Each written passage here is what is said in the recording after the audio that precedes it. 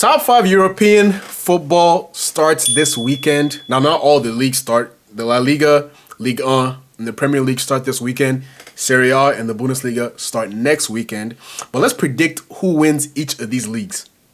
Extremely difficult to do because there can be injuries, there can be signings, anything can happen. But we're going to be bold and we're going to predict it before the window closes. Now, before I get into anything in this video, please like the video, subscribe to the channel if you're new to the channel, and leave your comments below on which team you think wins each league and why. I want to hear you guys' thoughts. So please leave the comments down in the comment section below.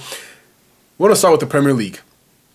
And I said there's 4 teams that I think can win the Premier League title. Like only 4 teams. Chelsea, Arsenal, Man City, and Liverpool are the 4 teams I have challenging for the title. And it's difficult to pick a winner out of those 4 teams because I think every team is capable of winning it. Every team has the quality of players, has the quality of manager, and has a chance, a momentum shift. Anything any teams can win the Premier League. Okay, for Chelsea, you're seeing a team that's riding a high 2025. The Conference League win, the Club World Cup win. You have a player in Cole Palmer who you could argue was a top 5 player in the Premier League. Confidently argue that.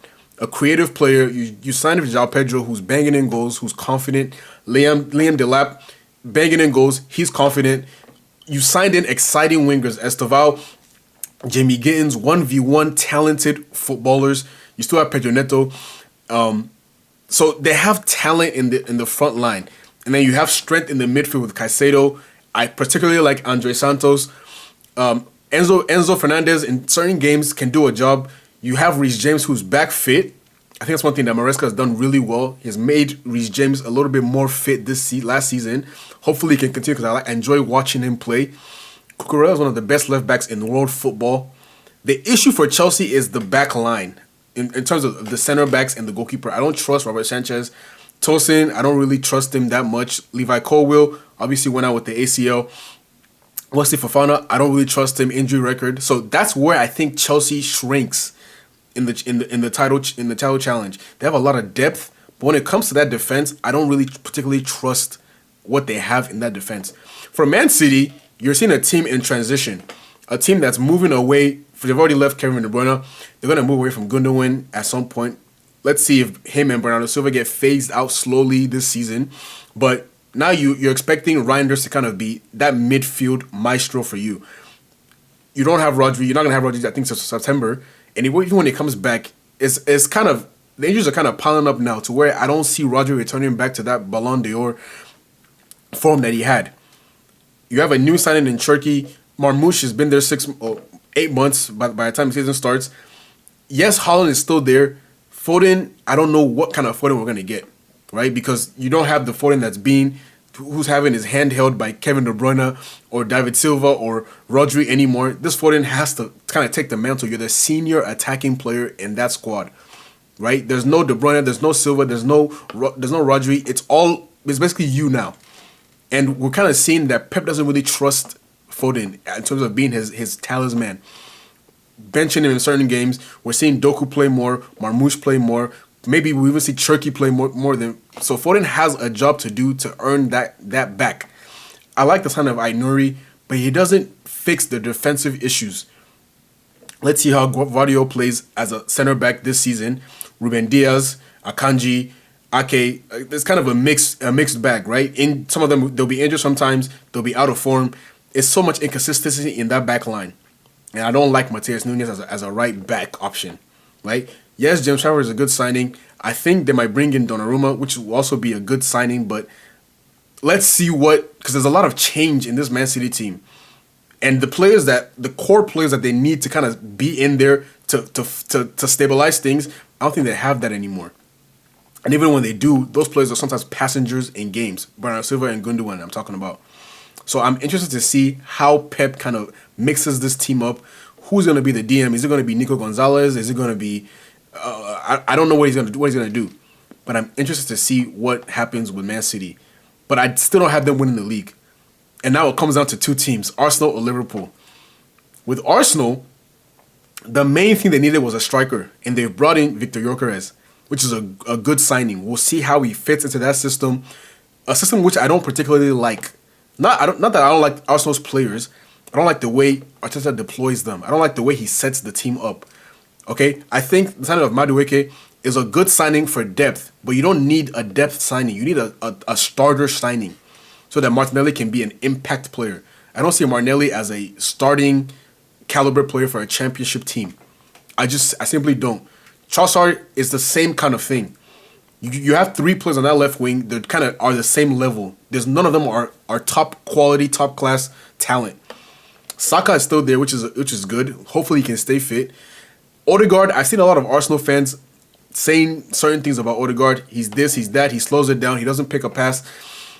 I'm particularly not the biggest fan of Odegaard because I think he can do more in offensive sense, in the attacking sense. I don't think he does enough to be, as a captain of Arsenal, you need to do more. I heard Tony Adams saying Declan Rice needs to be captain. I see his logic. I wouldn't say that out loud, if I'm an Arsenal legend, but I see his logic, right? Zubimendi a good signing, but with Arsenal, I don't think they progressed anywhere. I don't think Zubimendi is like a big jump over the quality they had in Partey or Jorginho, or even Rice when he plays there. I don't think you're gonna win the league because you sign a DM and you sign a 9. I think what they needed was more creativity. Let's see if they're gonna sign more creativity, but as of now, they don't have enough creativity for me. Because if it's not Saka, there's really no creativity happening in this Arsenal team. You're not getting much from Martinelli. You're not getting much from Trossard. Hopefully, Madueke can give you something. But if it's not set pieces, if it's not Saka, I don't see enough creativity, enough fluid movement. I don't see enough good chances being created in this Arsenal team. So that's why I have Arsenal finishing second. Well, I don't know where I have Arsenal finishing. Maybe second, maybe third, maybe fourth. It's fluid with this top 4 race. But I have Liverpool winning the league. And some might say I'm biased, but the reason I have Liverpool winning the league is because while Liverpool are going through a lot of changes in their team, changes in the lineup, they did something good in signing their key players early. They signed Frimpong and Kirkej in June, Wirtz in June. They've been in the club for 2 months. They've played enough games with their new player, with their new teammates, where they know kind of what to do. Along with that, you have core players that have won the league multiple times, experienced players. You have Alisson, Van Dijk, Konate, McAllister, and Salah, right? You have five core players in your starting lineup still, that even if you bring in 4 new players, you have winners there still.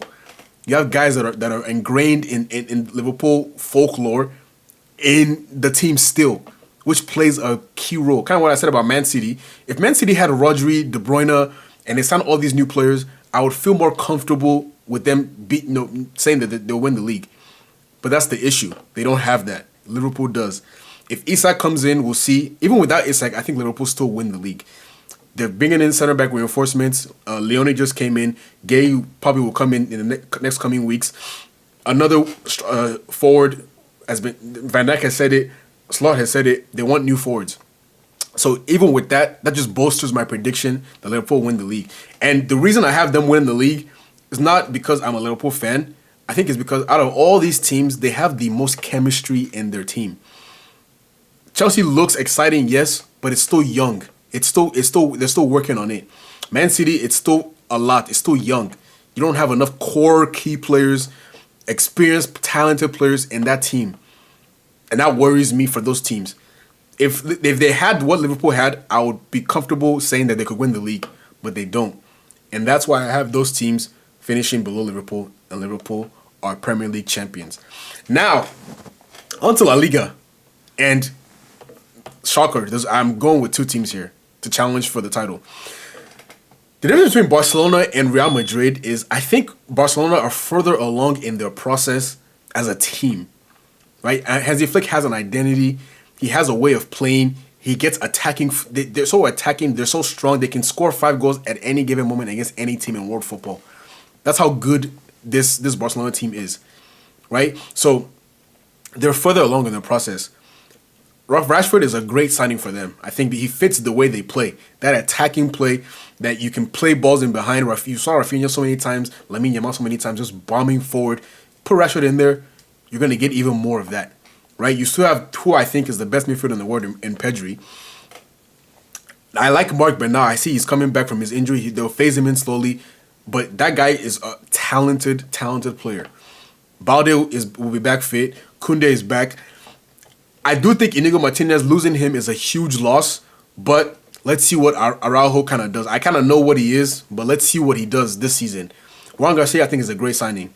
Probably the best performing goalkeeper in La Liga last season. Single-handedly kept Espanyol up. Him and Javi Puado were the two players that kept Espanyol up last season.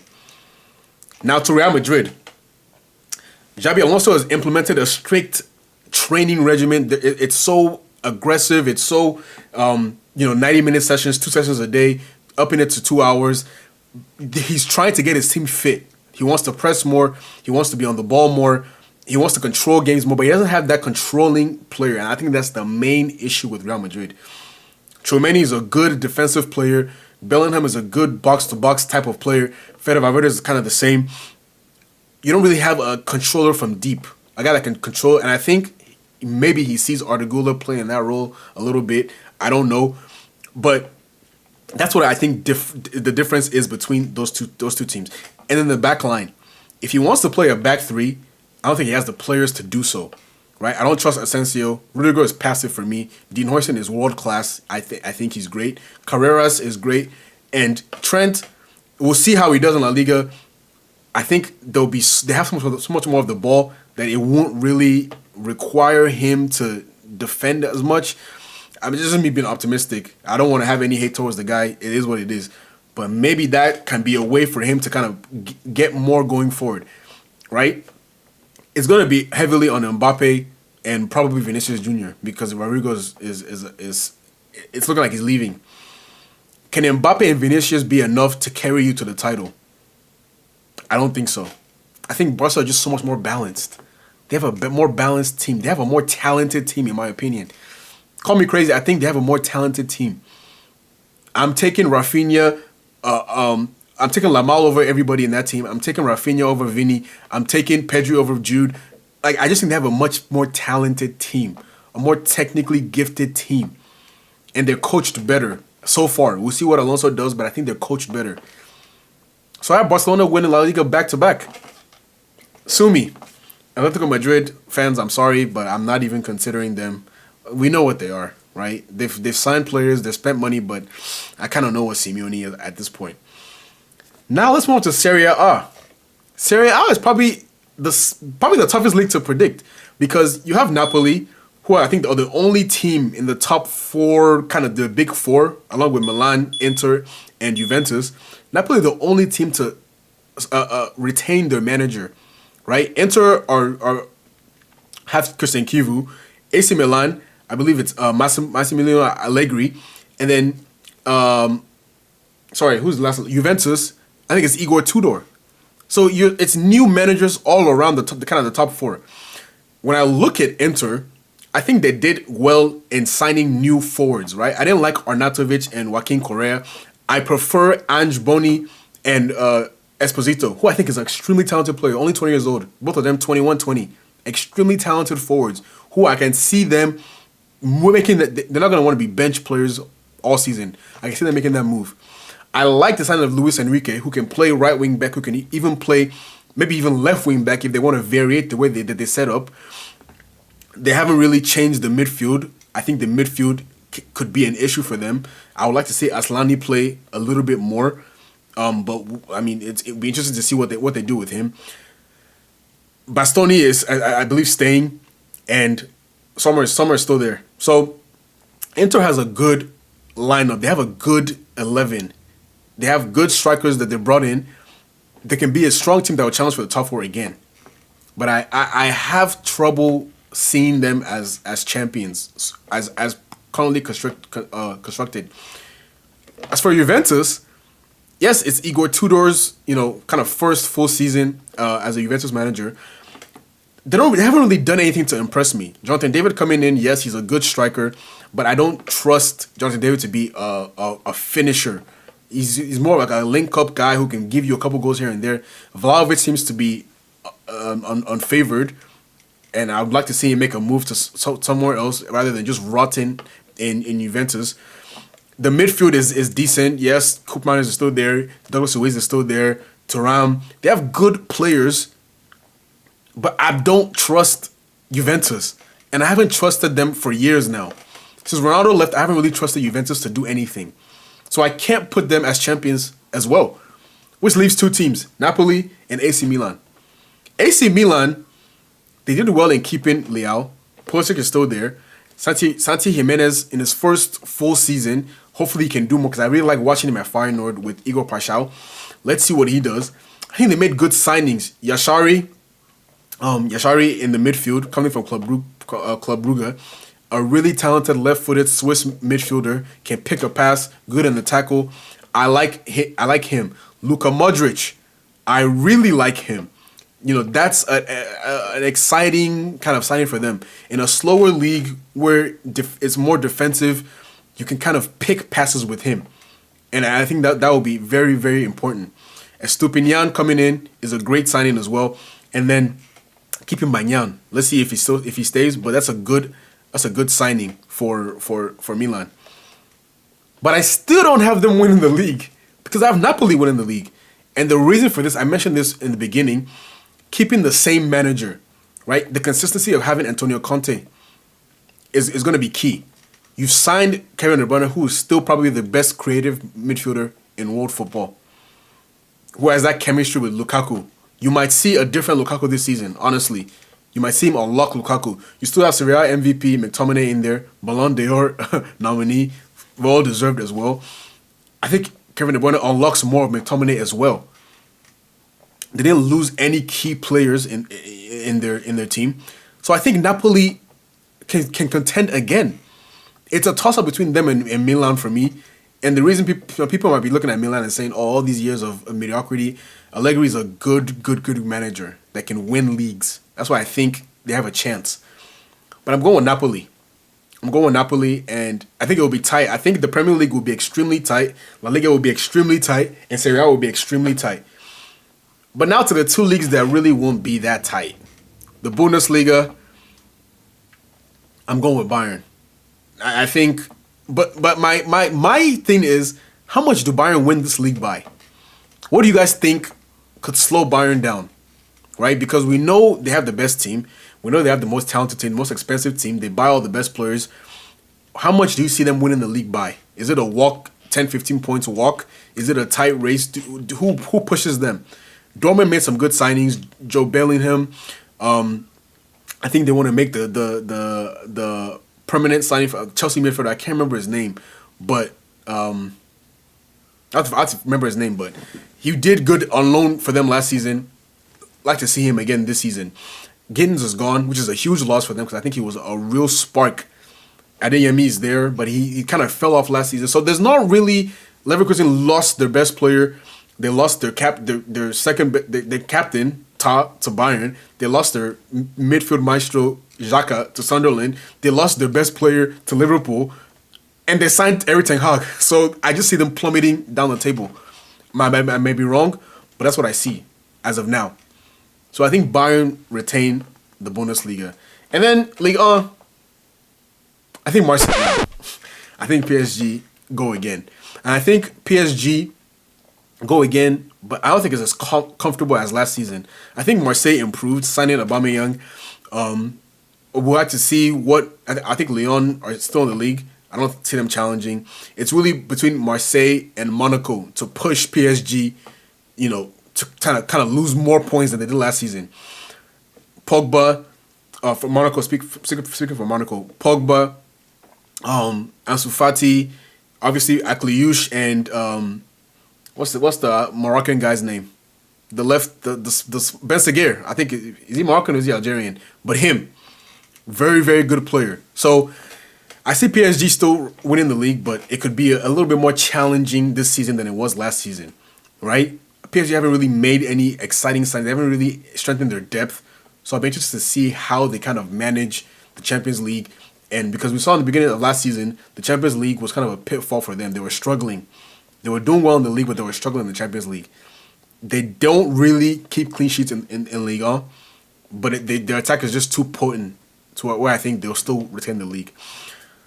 So going back, Premier League champions, Liverpool. La Liga champions, Barcelona. Serie A champions, Napoli. Bundesliga champions, Bayern Munich. And Liga champions, PSG. Those are my 5 winners for the big 5 European leagues. Let me know your thoughts in the comment below. Why do you think a certain team wins the league? What are your reasonings? And am I wrong in any of my reasonings? Do you disagree with any of the things I've said? Let me know your comments. And of course, subscribe to the channel if you're new to the channel. And I will see you guys very, very soon. Peace.